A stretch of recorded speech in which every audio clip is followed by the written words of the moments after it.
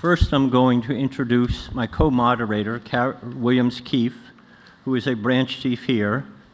Kara deserves as much sympathy as you can give her, because when she accepted the promotion to become a branch chief in January 17, she didn't realize that would also include sharing an office with me. So she has put up with a lot in the last 15 months and then some. To my left are our four panelists, and for some reason we have a very heavy Midwestern panel today. To my immediate left is Chad Ruppel from the province of Wisconsin, where basically the snow ended yesterday. Chad did not agree with my request to bring a picture of his wife and 3 kids in their cheese heads, but I'm told that picture is available throughout the province. To Chad's left is Darryl McGee. Many of you have heard of Darryl, but few of you have ever seen him. Darryl works in the SAC in Chicago, answers any and all questions about pick removal and related topics, but until today has avoided any public scrutiny.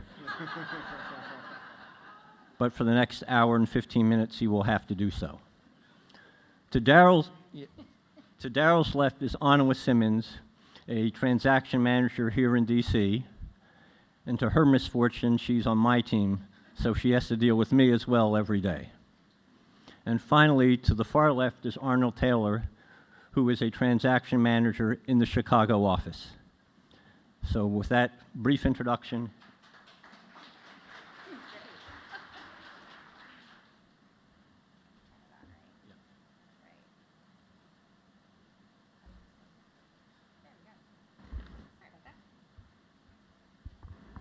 All right. Hi, everybody. So today on our panel, we're going to be talking about how to successfully build your financing plan. Your financing plan is all the documentation that you have to submit to the RAD Resource Desk that our transaction managers look at, review, and make sure that everything is programmatically correct, and it helps you advance along with your RAD conversion. So I don't know if we've mentioned it yet, but there is a RAD notice. We are in version 3. We recommend that you read it. It's quite long, but it will answer all of your questions. There is, I believe it's attachment 1A, which goes into a lot of detail and covers everything that we're going to be talking about today. So please read it. And the RAD notice, just to call out a definition, defines the financing plan as a documentation submitted to HUD for review to demonstrate that the covered project can be sustained physically and financially for the term of the HAP contract at the rent levels permitted under the demonstration. The plan must show how the project's immediate and long-term capital needs will be addressed. So it's a lot of words, but I think it would be really great to hear how the TMs view and understand what a successful financing plan is. So, to me, the financing Gotta turn it on.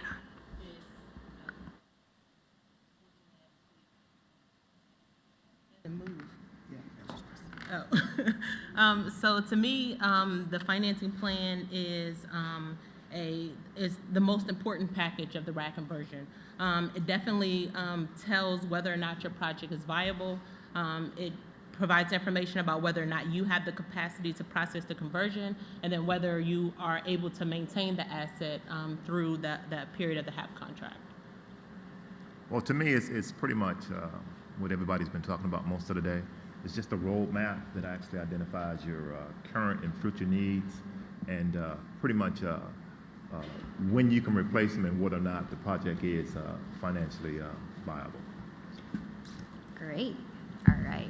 So let's see what that roadmap looks like. So when you get your CHAP, you will be given access to the RAD Resource Desk, and that is where we, as Leanne just went over, you'll be uploading all of your documentation. So when you log into your RAD Resource Desk, it's very small print, sorry, but you are going to see at most up to 22 requirements that you're going to need to show proof of and upload. And so Alan's going to discuss sort of the details as to what we're looking for. As you can see, there are a whole list of items. The lists vary a little depending upon whether you're going to do a no-debt deal, a non-FHA tax credit deal, or an FHA deal, but generally it's about 20 items. And literally what happens is as you complete an item and upload it to the resource desk, we get a note indicating what date you actually uploaded it and telling us what the document is. And so your TM can actually look at that document once it has been uploaded to say whether it's accurate or not or whether there are problems. But it is simply a very efficient system so that we can go through the project as you're uploading things to determine if things are working or if they're not working out. Now, obviously, this list looks overwhelming, especially if your PHA hasn't done development before. But many of these items are simple items that any time the development deal has to have, whether it's for RAD, whether it's for tax credits, or whatever. An environmental report, a development budget, an operating pro forma. Now, some of these are only for HUD, but some of these are through all sorts of development. If you have any questions about what they mean, feel free to ask us either later today or we'll give you our email addresses. And obviously, if you're new to development, you may wish to hire a development consultant. But in any case, please don't say, oh, this is overwhelming, we can't do it. Because we're from the government and we're here to help you.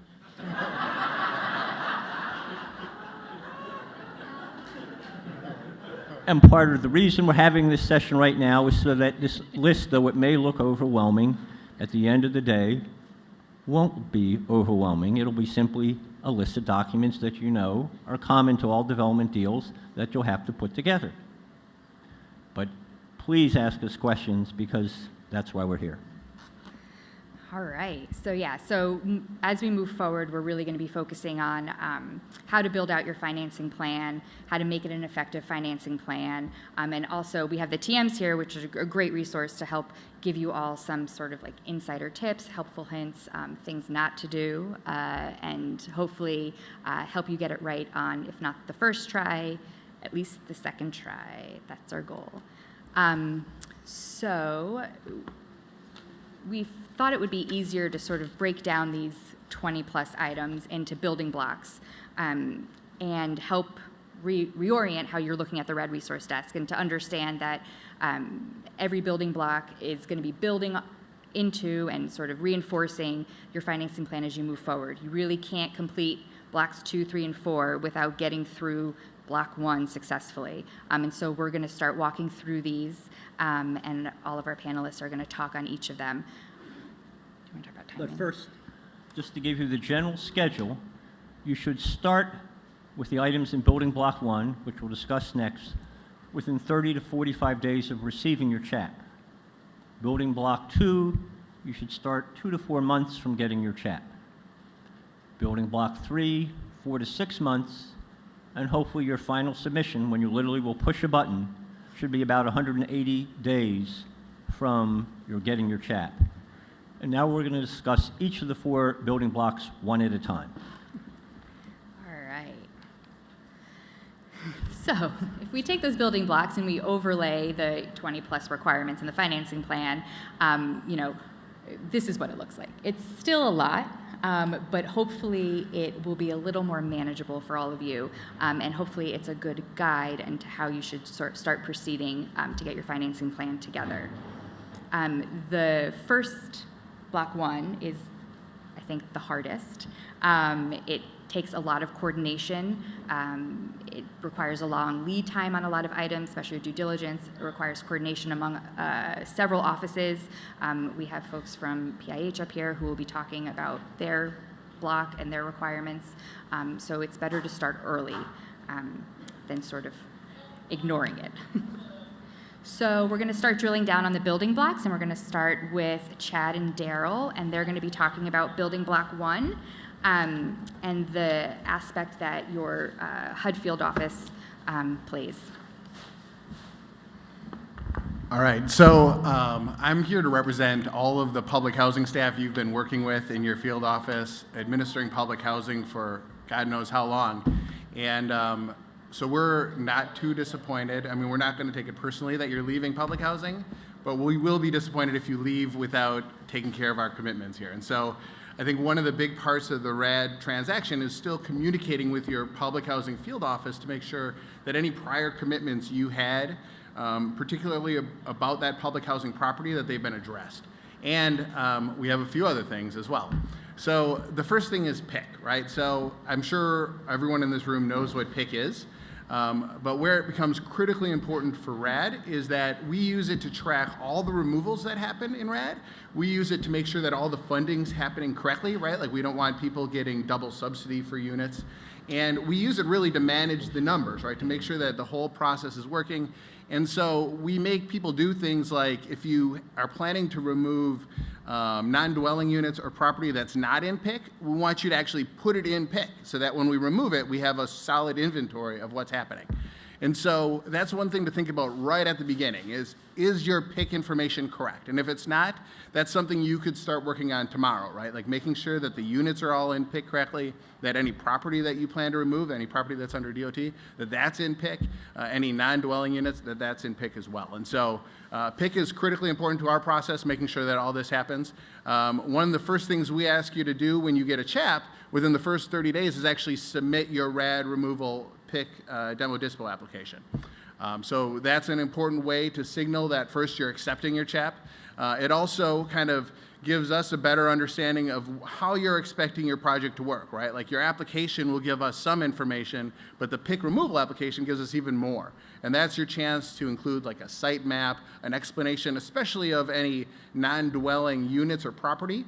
The RAD authority is pretty specific in that you're allowed to remove non-dwelling units and property, but it has to support those RAD units, right? So that's something that we want to see, and as long as you can justify that the RAD residents are going to primarily benefit from that property or non-dwelling building or units, it's something that we can allow to be removed. But that all has to be included in your PIC removal application.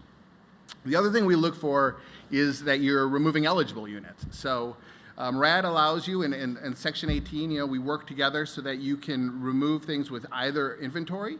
But if you read through the RAD notice, you'll see that there's certain things you can do that might disqualify a unit for RAD. So, and those are really along the lines of moving forward with a demo dispo application, right? So if you've already relocated people because of the demo dispo application, or if you've accepted tenant protection vouchers, things like that would make it those units ineligible for RAD. And so we ask that you consider that, and it's something that we also consider when we're looking at your PIC removal application.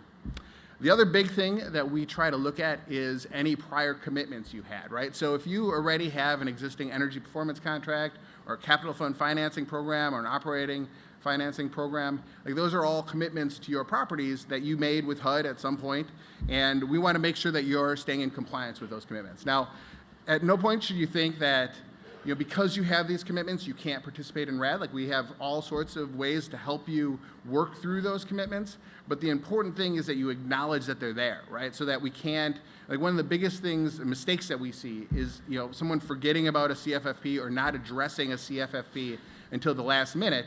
And then it's much harder for us to deal with. Like all of these commitments can be worked through, but it all requires some kind of acknowledgement right at the front end and working with your field office to make sure that your RAD transaction addresses those commitments if you have any. The other big thing that we found is if you have a repayment agreement, right? Like sometimes we miss these even at the HUD headquarters level, and we don't catch them until the last minute. So if you know your housing authority is under some kind of repayment agreement, particularly if it impacts public housing, we want to know about that right at the beginning. And again, that doesn't disqualify you for RAD in any way. It's just something that we want to be able to address and work with and help you out so that as you're doing your conversion, you're also able to address this prior commitment with PIH. One other big thing, and this was hit on earlier, is the annual plan. So RAD has to be outlined in your annual plan, or if you're MTW, in your MTW plan. And it's something that we look for. And again, you all know this, right? The annual plan has to go out for public comment. It can take a while. And so it's something that it's best to start thinking of right at the beginning. So you have plenty of time during your conversion to address it. And then the final thing you want to think about is your conversion type, right? So if you're going PBRA, we'll miss you. But if you're going PBV, we'll still be your partner for a while, right? Like you're still going to be working with the same PIH field office, just in a different capacity. And we want to make sure that as you convert to PBV, you're ready to do that, right? Like that you have, if you're going to be administering the vouchers yourself, that you have it written in an administrative plan. And there's tips that we have and training that we can provide to help you if you do plan on converting to PBV and you want to administer those vouchers, or to help you find a housing authority to administer them. And so I think the key for all of this is the communication here at the end. And I said at the beginning, but don't forget about us, right? Like just because you have the CHAP, we're still here. The field office should be there to help you out. And one of the key things to remember also is all of you should have like a point of contact in your field office, someone that you probably work with quite a bit on administering your public housing program. In most cases, those are still going to be the point of contact to help you through the RAD transaction, right? So right at the beginning, they'll be involved with the transaction manager and hopefully there to help you address all of these commitments and help you, kind of disconnect from the various PIH obligations you have. And if they're not there, be proactive, like reach out and talk to them, because we don't want to have a situation where your RAD transaction progresses forward and everything is going great, and then at the last minute, PIH says, oh, you forgot about all of our stuff. And so I think the best thing to do, hopefully your office is already engaged, but if they're not, if you're doing RAD, like feel free to reach out to them and say, yeah, I just want to make sure I don't owe you guys anything else before I do this, right? And they should be able to help you out. And again, the sooner you do that, the better it's going to be. Like it'll be easier. You have more options on the table. And so I think that's the best advice you could do is just, as soon as you get that CHAP, feel free to be proactive and talk to your field office. They should be able to help you. I do the alibis. That's all I do. So let me just touch on two things that Chad talked about dealing with your submission. A lot of people take their time dealing with putting in the application. That hurts you. Because what happens is that it basically excuses you from being scored in FOS. They'll still come out, but they won't issue your score. If you don't have it in PIC, you will be scored. It will be issued. So we get a lot of that. We should have been exempt, but your application's in draft, so no, you cannot be. So that's a big thing. Also, dealing with PBV versus PBRA. If you're doing PBV and you're not doing FHA, it's under 58.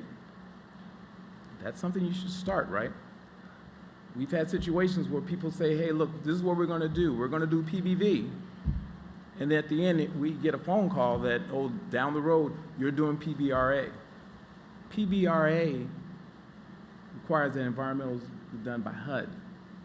So kind of know what you want to do up front, early, so that you don't end up behind the 8 ball now and say, no, I'm sorry now, we can't accept your Part 58.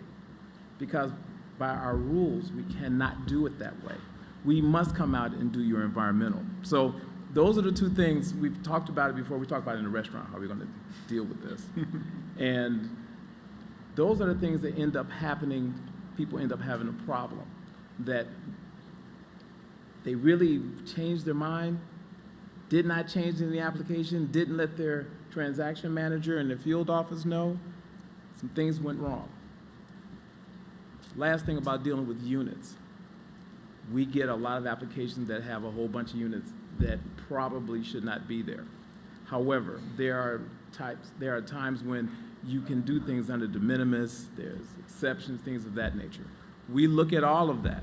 We look at all the things to make sure they're eligible. So when you're placed under review or you get a notice back that something is wrong, it's generally something that we don't have an explanation for. So it's very key that explanation comes in and say, oh, this is what's happening, because we're sure the RAD transaction manager doesn't know it either.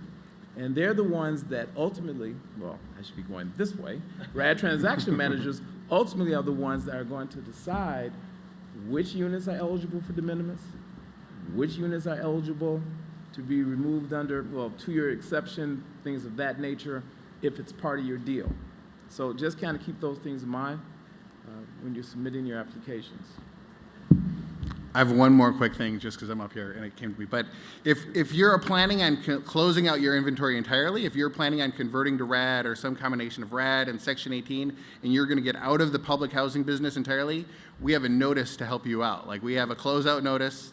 We have a lot of notices. But this one, if you look, there's a closeout notice. It'll walk you through the process. Your field office should also help you, but I just want you to be aware that it's something to look at maybe if you're planning on getting out of public housing entirely. Now, see, Chad did that because he knows that when you submit your application, we're going to look to see if this will probably terminate your ACC. And we're going to send you the notice. We're going to send you a copy of the notice. We're going to tell you, it looks as if you can terminate. So do your checklist. Please fill this out and get with your field office. So yeah, look, everybody here at HUD, like Alan said, we're here to help you.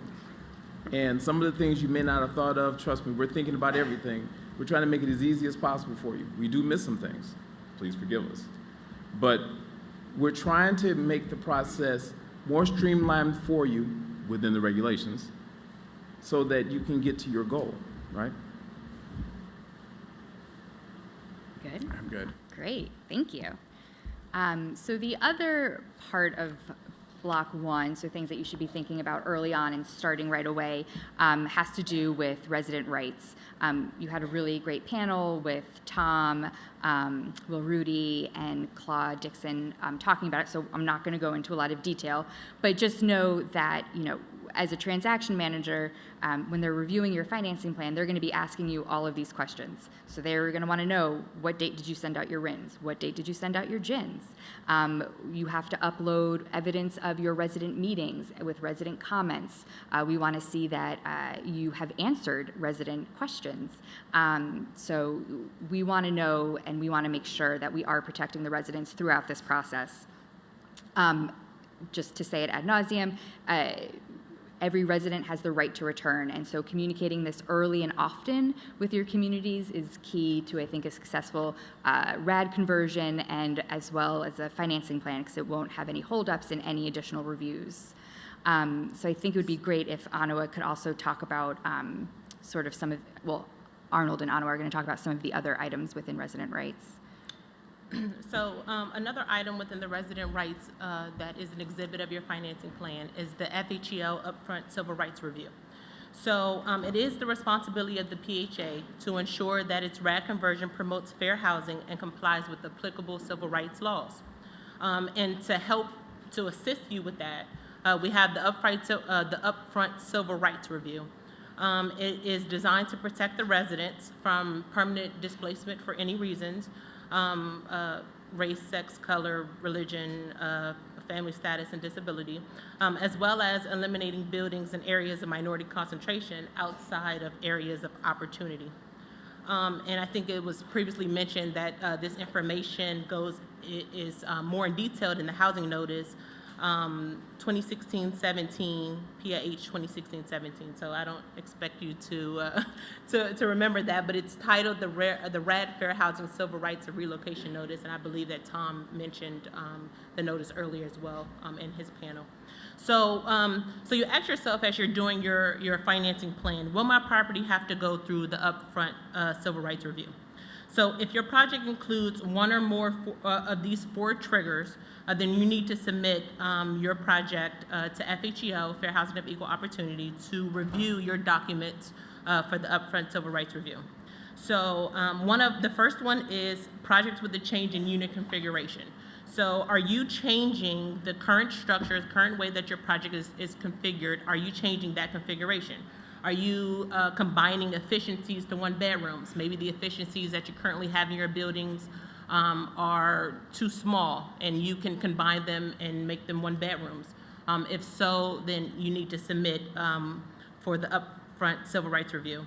Are you eliminating 4 bedrooms, 5 bedrooms? I even seen some PHAs who have 6 bedrooms have larger units. If those units are no longer marketable, then and you don't have anyone on your waiting list, you don't have anyone currently in the project that can use those units, you can also submit to FHEL for that review as well. The second one is maybe decreasing the total number of units. So I have a project that I'm working on now. It is a 20-story building with 357 units, and they're reducing 7 of them to accommodate a new elevator. So because of that, they're going to have to submit for a front civil rights review. And that includes de minimis reduction. So if you're reducing any of the units under the de minimis, then you also need to submit. The third one is change in occupancy. So is your project right now a family, it has a family population, and you want to either introduce the elderly preference, or you want to introduce some restrictions or preferences based on age or disability, you'll have to also submit. And the final one is new construction and transfer of assistance. So if your project involves new construction, or if the units are being transferred to a new site, either through new construction or on the existing site, your front end civil rights review must include a site and neighborhood standards review package as well. So the question is, so we've answered the purpose, and then we've answered why. So the question is, when do you submit? So remember, the upfront civil rights review, and I think Kara mentioned it earlier, is considered a pre-financing plan approval activity. So hence the word pre, before your financing plan. FHEO, I believe they have cut down tremendously, improved on their timing of these review documents, but the document should be as early as possible, at least 90 days prior to submitting your financing plan. You need to submit these documents for approval from FHEO. It's important to note that FHEO has a Fair Housing of Equal Opportunity, has a limited view of the RAD resource desk. So I know Leanne went through all of the views of I believe she touched the reviews of the RAD resource desk, but FHEO has a limited review. So make sure that your documents are uploaded in the correct grid on the RAD resource desk, or they will not be able to review your any of your upfront civil rights review documents. So make sure they are uploaded. And make sure that it's early. And if your project is not going to have any of these triggers, there's a NA button, a not applicable button that's next to, on the RAD resource desk, next to this grid. Make sure you select that so that FHEO isn't looking for a review for these projects because it hasn't been selected. That's great.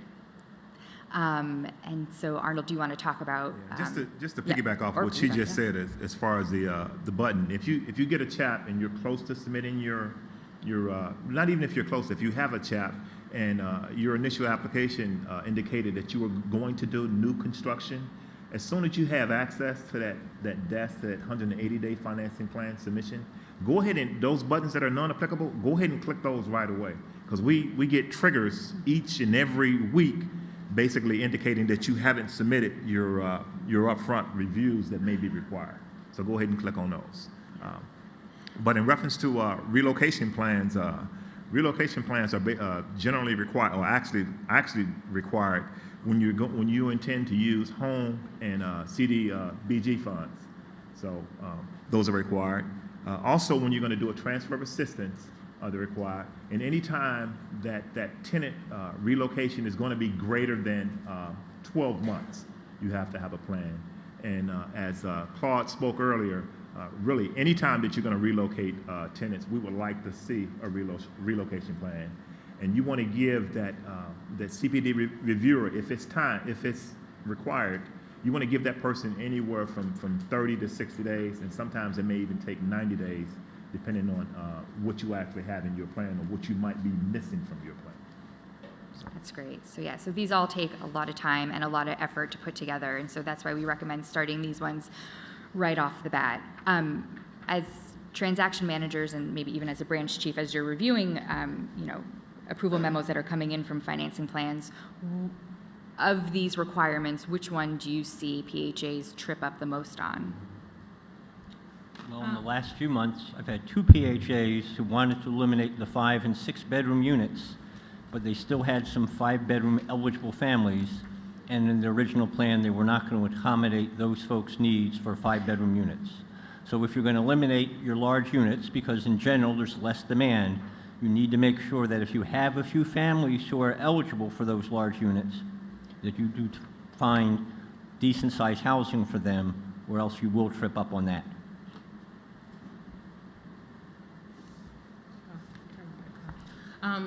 So what I find is, one, the items that I spoke of, the FHEO upfront civil rights review, wasn't submitted in time. So a lot of times the application, the financing plan is submitted, they have either LIHTC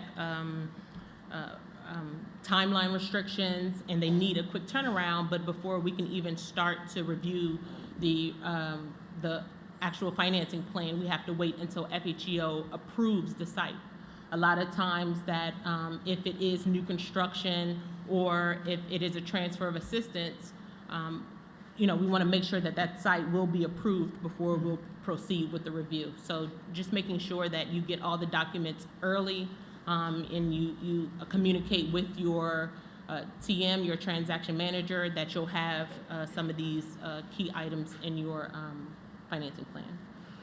Okay, they actually basically touched on both of them, but just as a point of emphasis, the relocation plan, there is a suggested relocation plan within the notice that she spoke of, 2016-17. Go ahead and follow that, because a lot of times PHAs, they may have a plan, but they don't have a budgetary amount within that plan, and they try to get around it, but you're not going to necessarily get around it when CPD or Claude is actually reviewing your plan. So make sure you cover that amount to do what you say you intend to do. And one more thing to add, there are templates on the RAD resource desk. Well, I know this is a lot of information as far as these submissions. So there are templates on the RAD resource desk that will assist you in completing your submission. Great.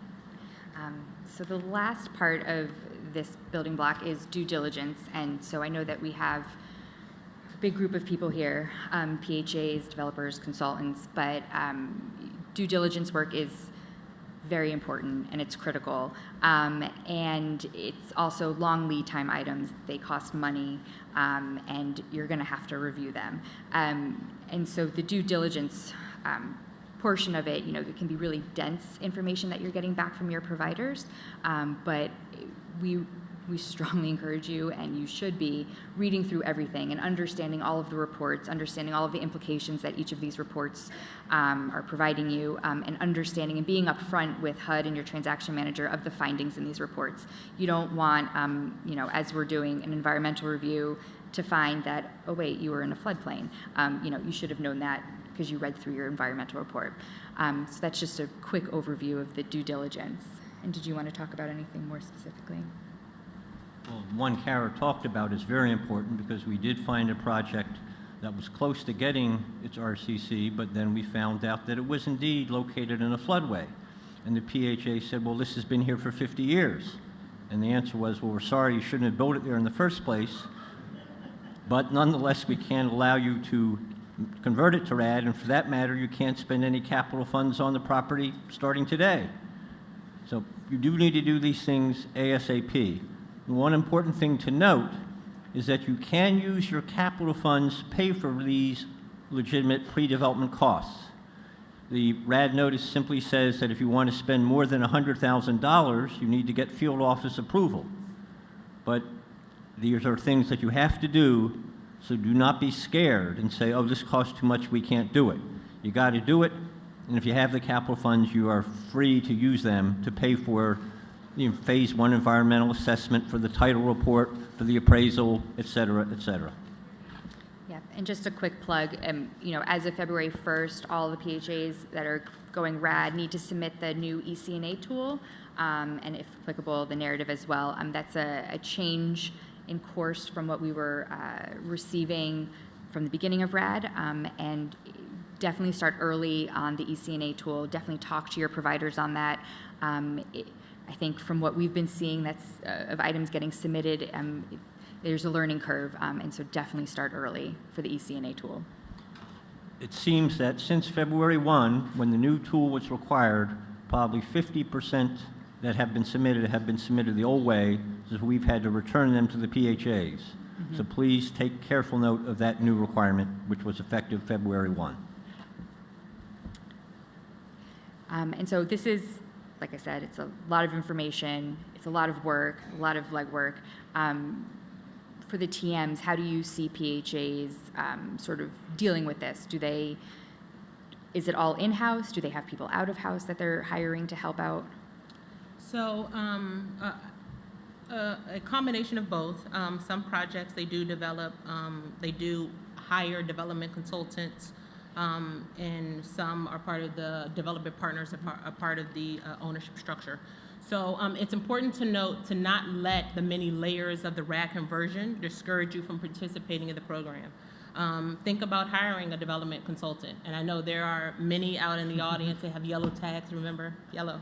And so I'm sure that they have a far better spiel of why it is important to have a development consultant, and I'm sure they'll have business cards too.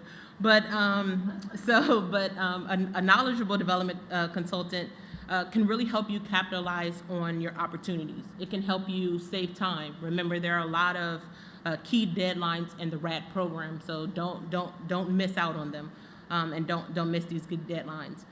Navigating the many RAD-related requirements and HUD notices. It seems like every panel has a different notice.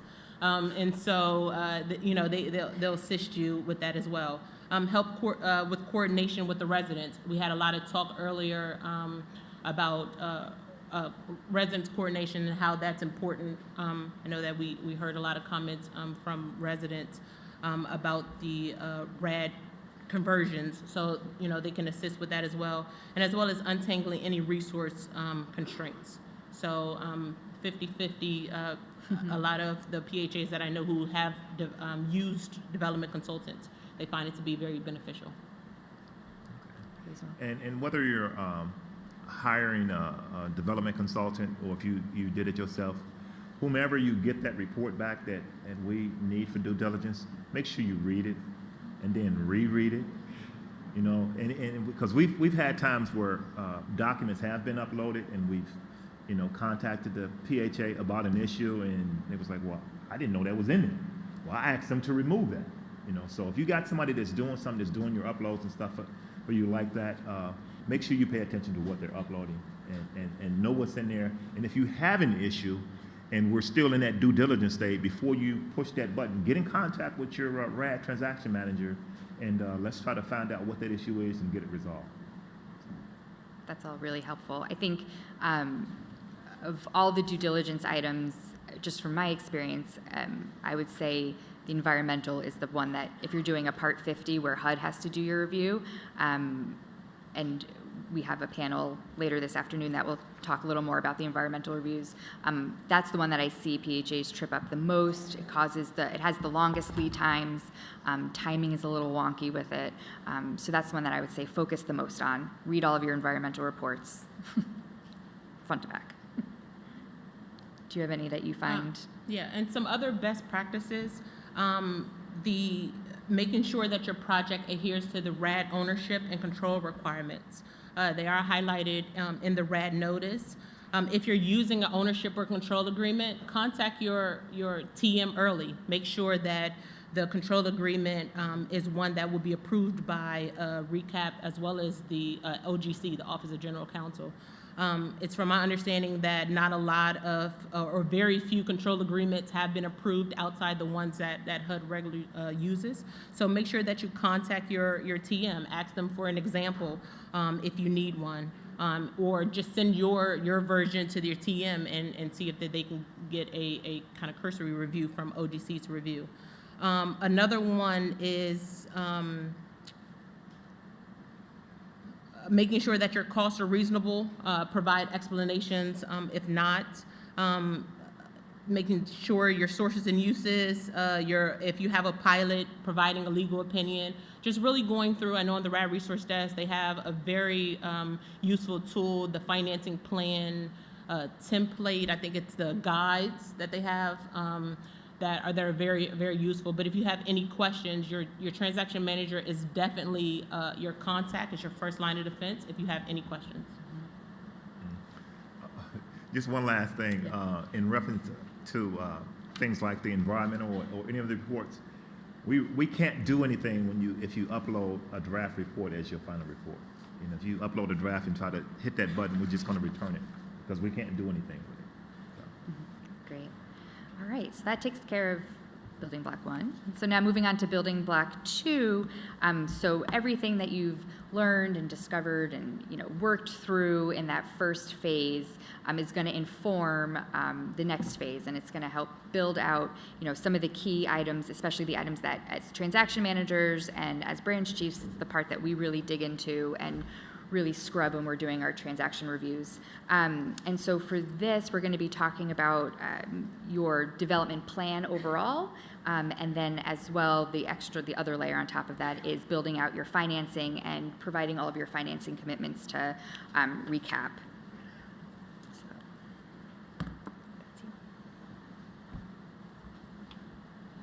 So, in order to put together your development plan, you have to put together a development team.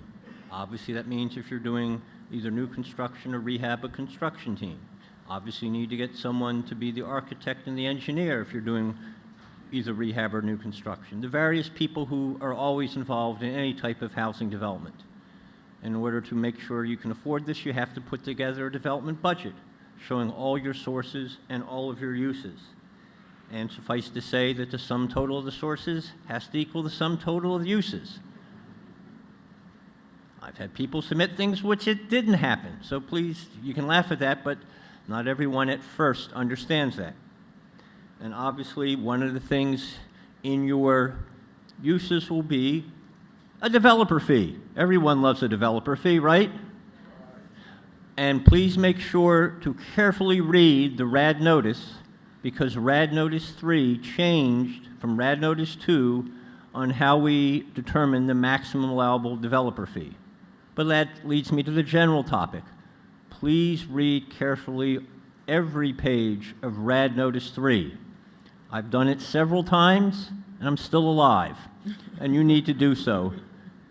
Because each time I read it, I find something I didn't realize was in there, and it is important.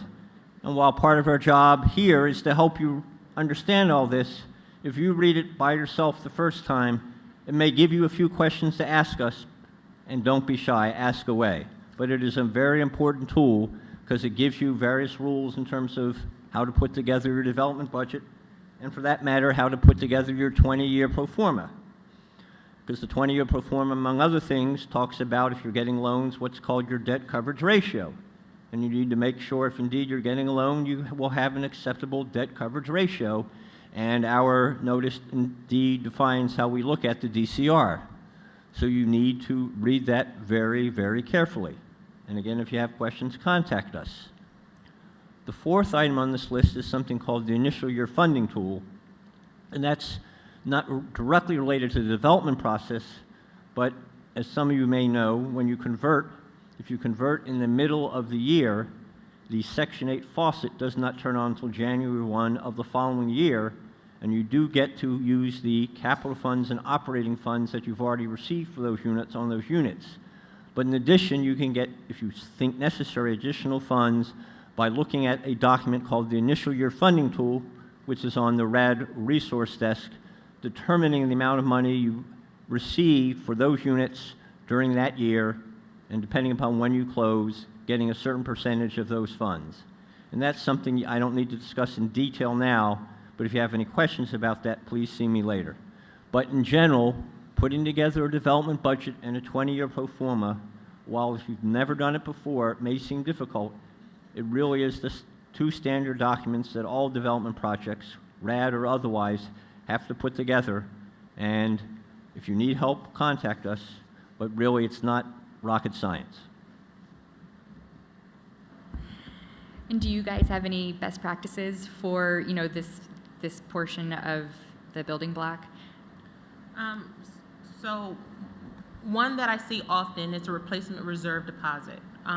Making sure that it reflects the amount that the ECNA tool provider recommended, as well as you have having a sufficient amount of capital needs to be able to address the replacement reserve deposit, as well as any other capital needs that comes out of the property. And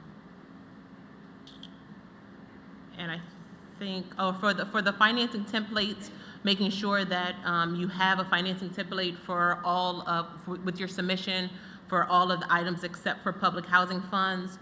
Another one is making sure that your first mortgage is,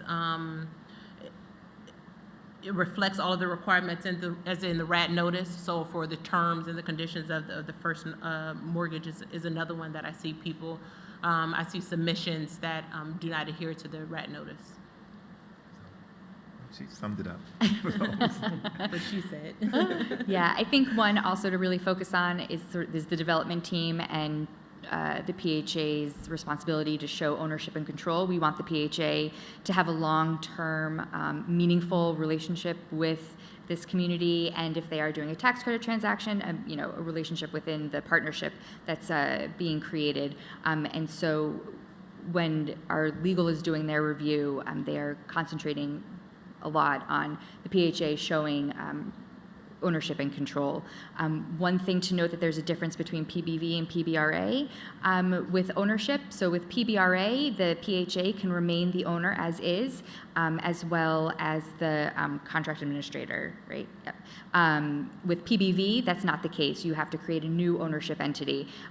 So typically, we see the PHA create, a sole member entity, and that will act as the new owner for the property. So just something to keep in mind when you're doing, PBV versus PBRA.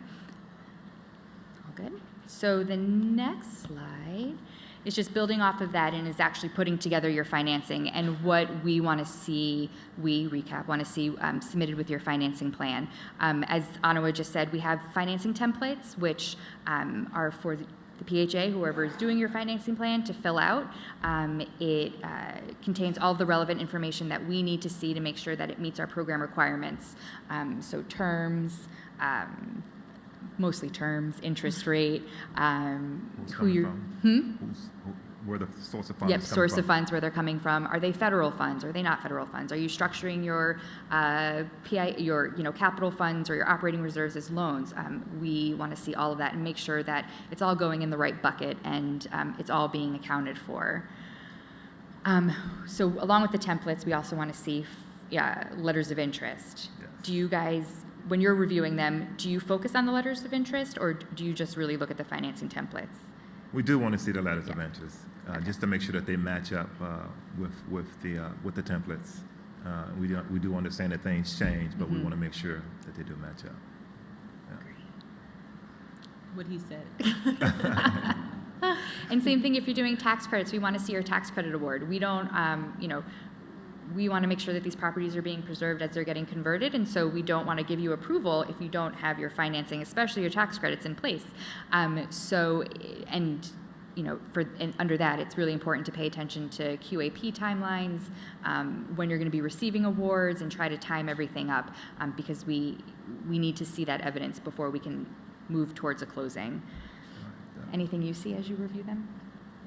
Everything, you've said. Okay, great. Well, Kara, just to touch on just a couple of issues what Anawa said earlier in reference to the RAD notice, and that's basically no balloon payments before Right, that's a good one. Before 18 years, as well as no terms greater than in 40 years. Mm-hmm. So, and a debt service coverage of a 1.2. 1.2 and fixed interest rate.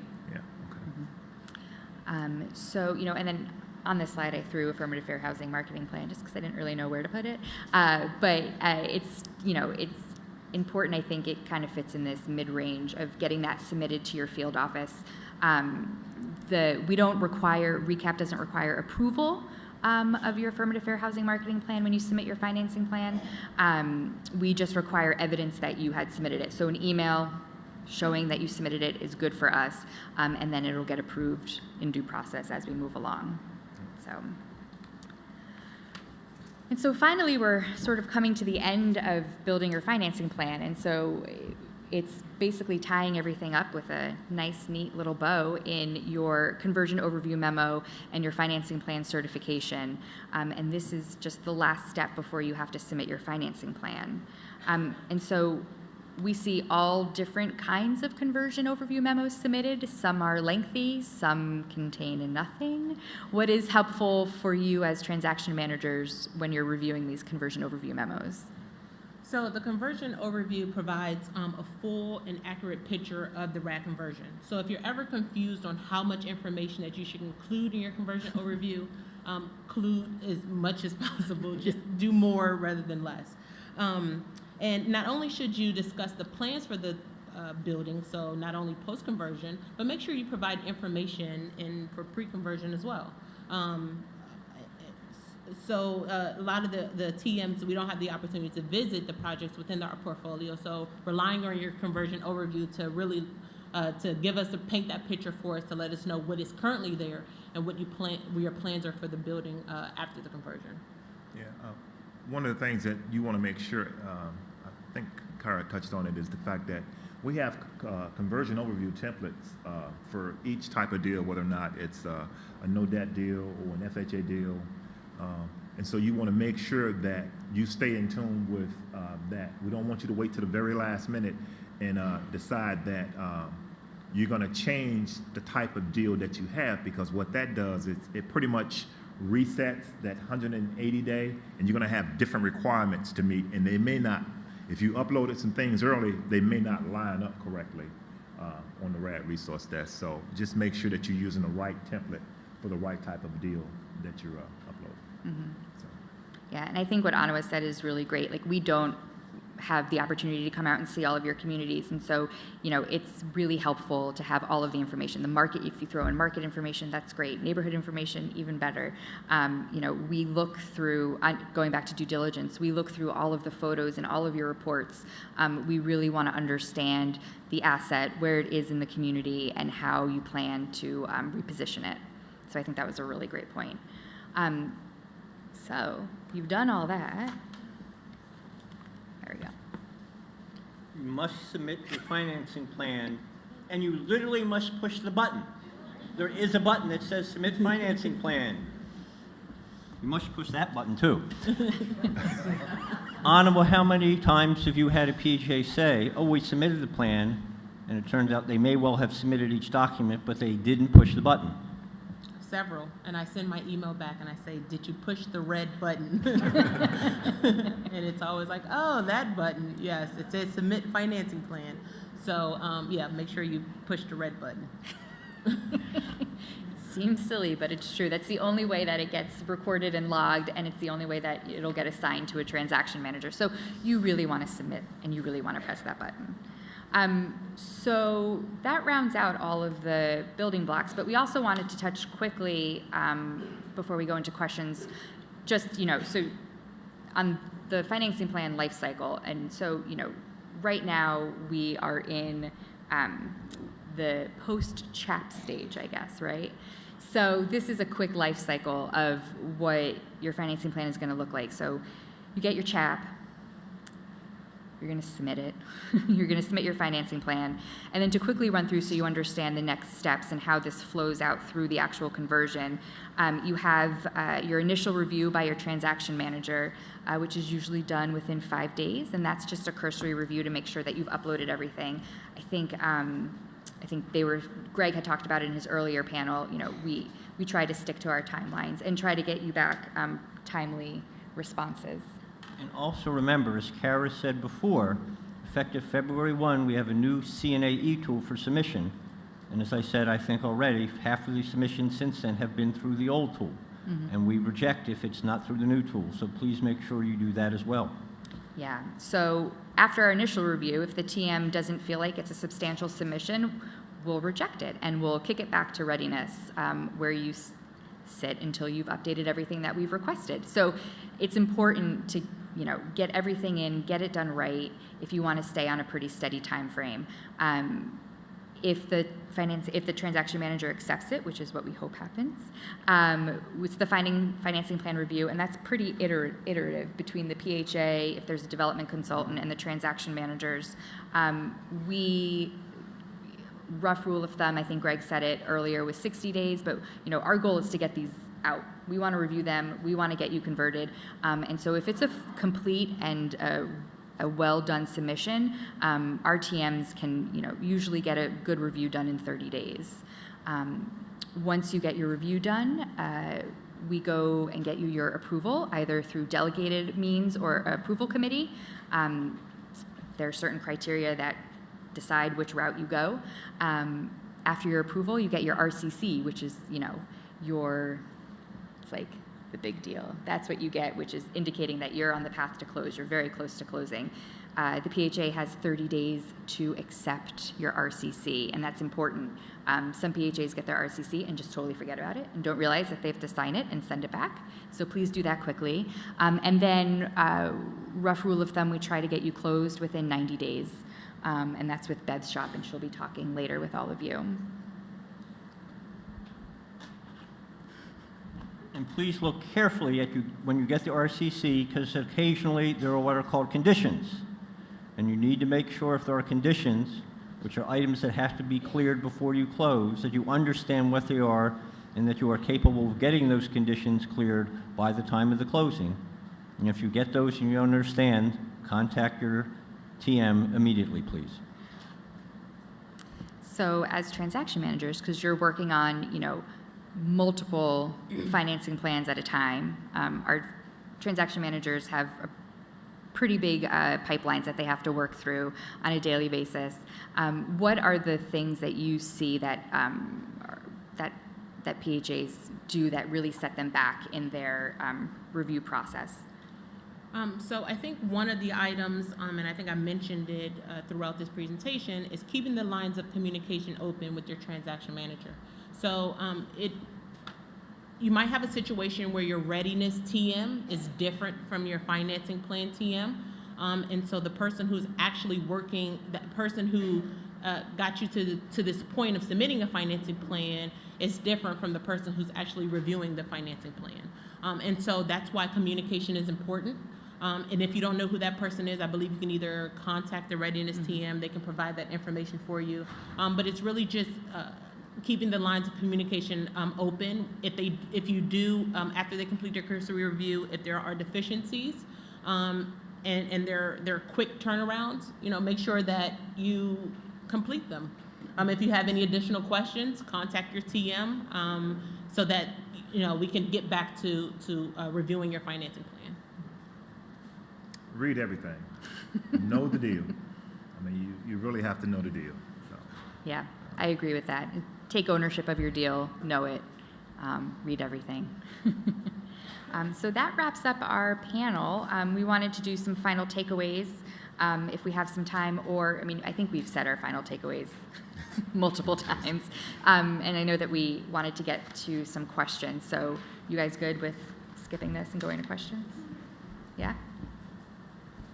My one takeaway, again, as I've said before and others have said already, is read the RAD notice again and again.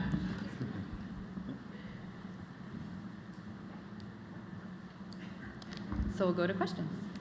Thank you. I understand there's some language in the process that addresses buildings that don't have a tenant use.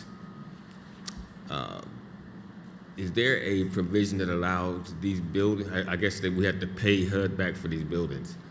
Is there a provision that allows those buildings to be rolled into the finance plan?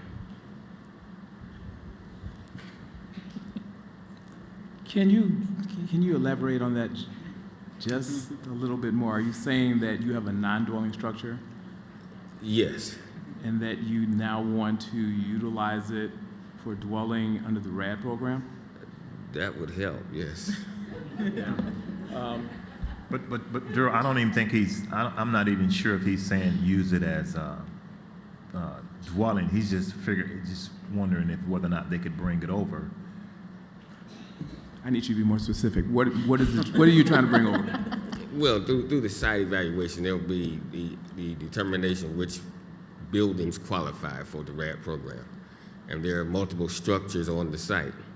If some of those structures are deemed non-essential structures for tenant use, if they're not community centers, if they're not. Okay. So what you're saying is that between the agency and the field office has said they don't believe it's non-essential, that they believe that those structures are non-essential for the RAD transaction. but you want to know the process of how that's determined. From my understanding, they want us to pay for those buildings. Maybe we can talk after. Yeah. We'll need to get offline for that one. I think, I said earlier, the key should be if you can explain how, as part of your PIC removal application, right, that whatever you want to remove, particularly if it's non-dwelling buildings or property, that it supports those rent tenants. And then that is just a way to convert it under RAD. There's all sorts of other SAC ways to convert it under our other existing, to remove the DOT. One other quick thing to note too is, if you have questions like that and you just want to get more into the weeds, I have it says the blue ones with PIH on. There's a number of other people here from field offices who they can also try to help you out too. Yes, talk to them. Okay, I was wondering, in the relocation process, does hotels, are they approved to move residents to a hotel? I shouldn't be answering this, but it's different from Section 18. RAD is under URA. So there's going to be a conversation that your provider, the transaction manager, probably the field office, are going to have a conversation on how you're going to be able to do it, and that's going to be very important in your relocation plan. And I can almost guarantee you that Fair Housing is going to get involved. Okay. In some cases, we will set up a call with the PHA and CPD just to go over whatever your situation is. Okay. Is there any part of the overview, We can't hear you.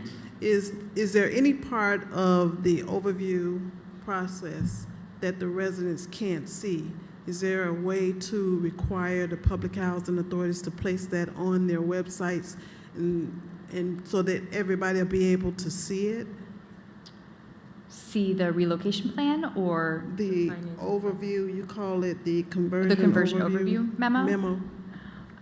So the conversion overview memo is an internal document that we use, but during your resident and your community meetings, you should be providing a form of that to your residents, informing them of what you're planning on doing, timing, partners who will be involved, relocation considerations. So it's just a version, an earlier version of what you would be uploading within your conversion overview memo. You are more than welcome to take the information that's in the conversion overview memo at that time and definitely give it out to your residents. It'll just be, part of your informing of the community. Okay, but I noticed also there's limited view. So is that like limited view just So for the RAD resource desk, limited view. Well, I saw it on the projector there where it says that there's only limited view, and then I heard one of the panelists say that they have only limited view to certain things of the PHA, right? Yeah, so it's for the RAD resource desk, and that's just the RAD resource desk. We give access rights to the people who will be actually uploading information and working on the RAD resource desk, so it's not really a means of communication for residents. Okay, all right. So one more question. I have a bunch of them, but I'm going to give you one more. Sure. On the family self-sufficiency component now, how does that carry over into the RAD?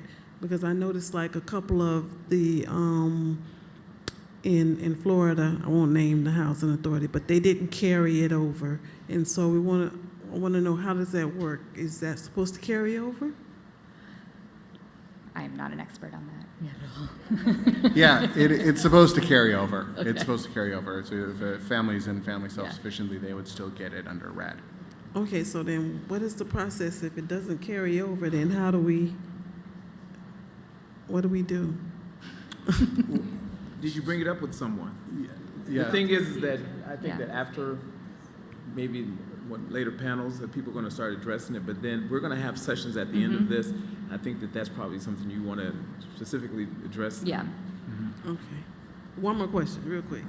Okay, in the URA process, okay, let's say that the tenant is being moved to a hotel or wherever.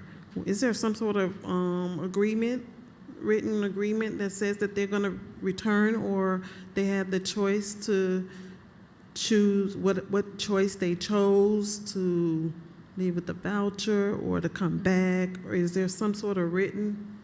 So the PHA should be tracking all of that and keeping tabs on what every resident is being offered and what they take. Every resident has the right to return, so that always has to be up front and foremost. I think your RINs and your GINs are the real written documentation that is the PHA communicating to the tenants of the plans and what's going to be happening and putting them on actual formal notice. Okay. But definitely, I mean, we have Claude who spoke earlier, and Will Rudy. I mean, they can definitely help you with a lot of those more complex questions. Okay. Sort of walk you through that. Okay, I'll save the rest for later. Okay, sounds good. So this is not a setup, right? Great. So first, I just want to clarify. So internally, our transaction managers are generally expected to review their transactions within 30 days, and then there's a level of approval after that. And so what we try to do is say, by the time you submit a complete financing plan, 60 days, our goal is to hope to get you an RCC within 60 days. So 30 for the TM to review and another 30 days if necessary to do it. But okay, that was just clarification. One of you mentioned, I think it was Arnold, but maybe it was Kara, about a special condition. Right? So we submit financing plans. You mentioned earlier, if it's not complete, it gets rejected. It goes back and then all. So what's a special condition? And what is it that a transaction manager might allow a transaction to move forward with this special condition that has to get cleared beforehand? So how do you decide what things you might allow or not?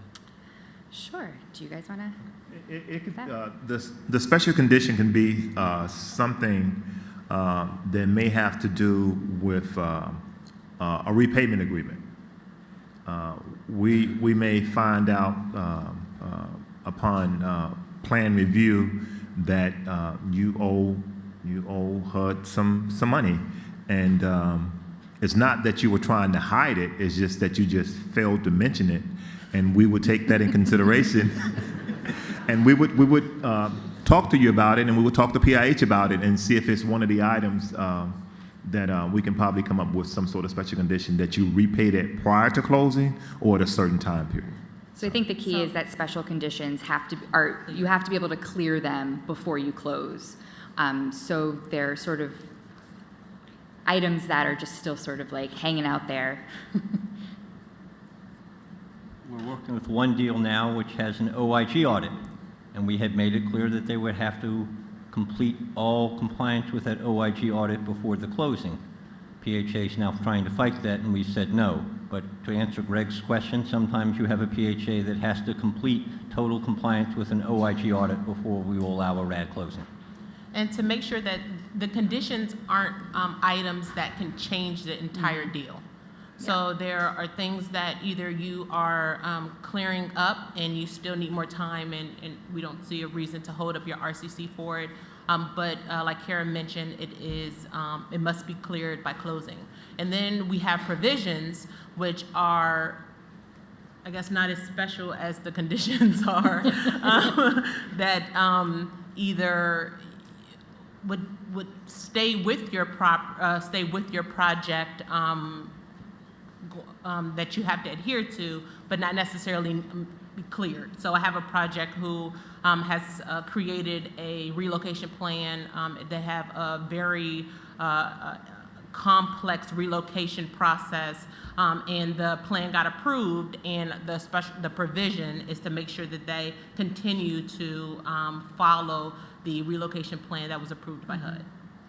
So that you will also see items like that in your RCC. Right, yeah. Other ones are, your legal opinion for your pilot, lead-based paint, asbestos O&M plans. Again, as I think Anna said it perfectly, it's stuff that's not going to change your deal. It's just clearing up some loose ends, and we were just waiting on something to come in.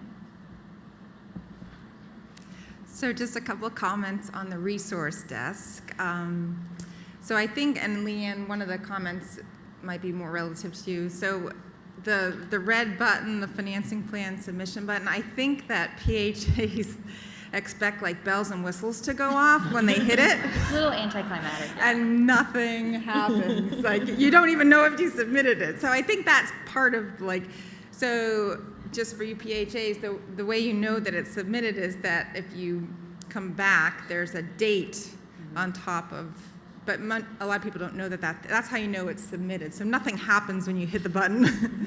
The other part is, I still think it's the case that you can't pull anything off of the resource desk once you've put it up there. So that's just an FYI.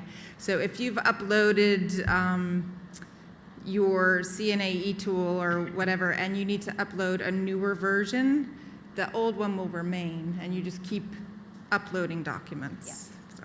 So, and to piggy off of that, they do have PHA comments on the RAD resource desk, so that is a great place to put don't review number 2, review number 1, or whatever kind of clarification that you want for your TM.